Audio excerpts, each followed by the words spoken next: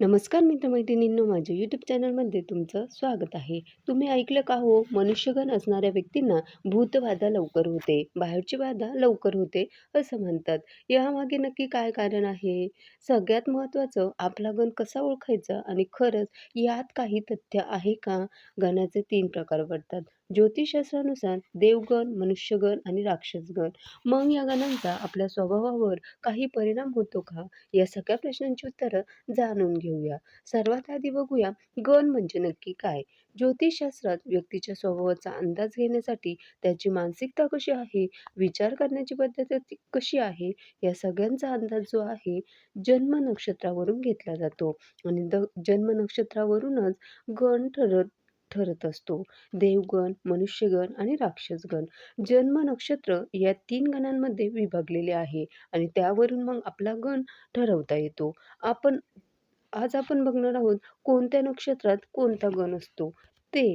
पण सगळ्यात महत्त्वाची गोष्ट म्हणजे देवगण, मनुष्यगण किंवा राक्षसगण यांचे स्वभाव कसे असतात आणि यांच्या आयुष्यात येणारे अनुभव कसे असतात. सगळ्यात पहिले बोलूया देवगणाबद्दल. देवगणाचे लोक अगदी नावाप्रमाणे देवासारखेच असतात. शांत, सौम्य, सुसंस्कृत. देवगणाच्या लोकांचा स्वभाव प्रामाणिक असतो, धार्मिक असतात, श्रद्धाळू असतात. त्यांची विचार करण्याची जी पद्धत असते ती सुटसुटीत असते. खूप दुसऱ्याचं नुकसान करतील, दुसऱ्याबद्दल वाईट विचार करतील असं यांचं नसतं. भांडणं टाळणारे असतात, संयमी असतात, समजूतदार पण असतात. यांच्या स्वभावामध्ये स्थैर्य असतं, शांतता असते. पण यांचा सगळ्यात मोठा स्वभावातला दोष म्हणजे पटकन दुसऱ्यावर विश्वास ठेवतात. कधी-कधी भोळेसुद्धा वाटतात, स्वतःसाठी ठाम भूमिका घेत नाहीयेत असं सुद्धा कधी-कधी वाटतं. देवगणामध्ये कोणती नक्षत्र येतात बरं?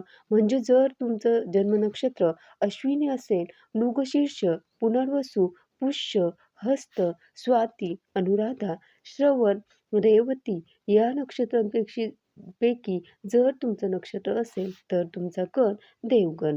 आता मनुष्यगण कोणाकोणाचा आहे? तर मनुष्यगणाची लोकं कोणत्या नक्षत्रावर जन्मतात? भरणी नक्षत्र, रोहिणी, आर्द्रा, पूर्वा, फाल्गुनी, उत्तरा फाल्गुनी, पूर्वाषाढा, उत्तराषाढा या नक्षत्रांवर जन्मलेली लोक असतात मनुष्यगणाची. आता गणाची लोक म्हणजे व्यवहारी असतात, पण त्याचबरोबर कुटुंबकेंद्री असतात. आपली जबाबदारी सांभाळून कष्टाला महत्त्व देणारे असतात.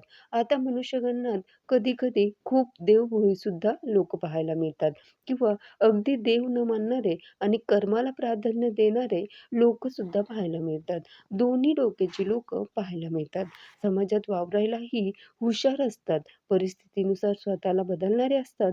दुसऱ्याला मदत करायला हे पुढे असतात. पण कधी-कधी थोडेसे स्वार्थीसुद्धा वाटू शकतात.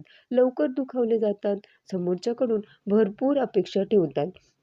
आता आता बघूया त्या समजुतीकडे, की मनुष्यगणाच्या लोकांना भूतबाधा होते किंवा बाहेरची बाधा होते. याचं काय कारण आहे बरं? किंवा असं खरंच काही होतं का? तर मंडळी, मनुष्यगणाच्या लोकांचा स्वभाव असा असतो, की बाहेरच्या गोष्टींचा त्यांच्यावर पटकन परिणाम होतो.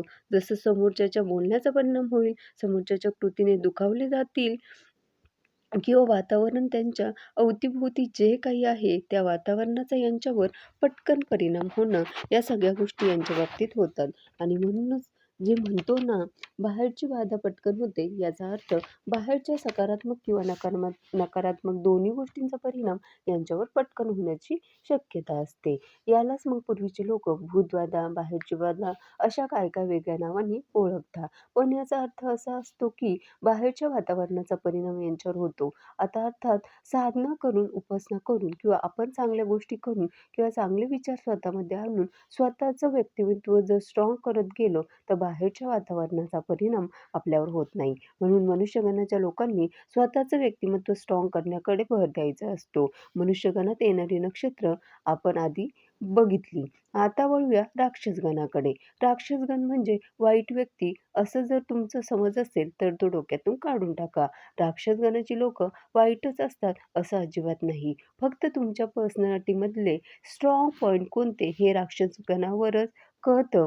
जसं यांना प्रचंड आत्मविश्वास असतो, धाडसी असतात, बिनधास्त असतात, नेतृत्व गुण यांच्याकडे असतात, स्वतःच्या अटींवर जगणारे असतात, त्यामुळे हट्टी वाटतात. कधी-कधी हेकटसुद्धा असतात, थोडासा अहंकार यांना असतो. हम करे सो कायदा असं यांचं काम असतं.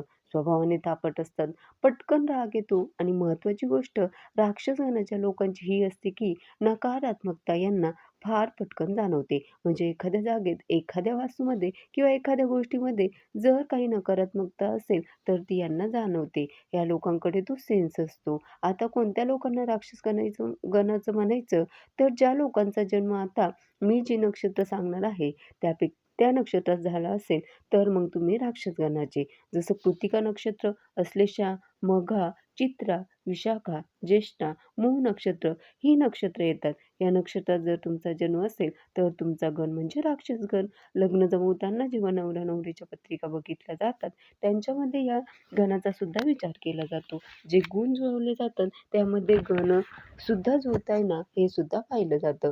त्यामध्ये देवगणाला देवगण अतिशय उत्तम मानतात. देव मनुष्य साधारण शुभ असतो किंवा मनुष्य सुद्धा शुभ असतो. मनुष्य राक्षस मध्यम म्हटलं जातं.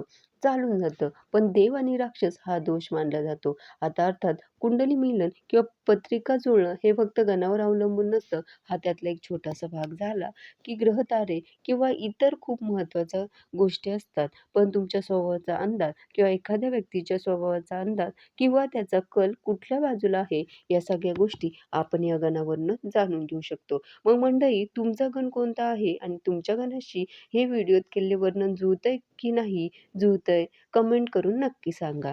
धन्यवाद.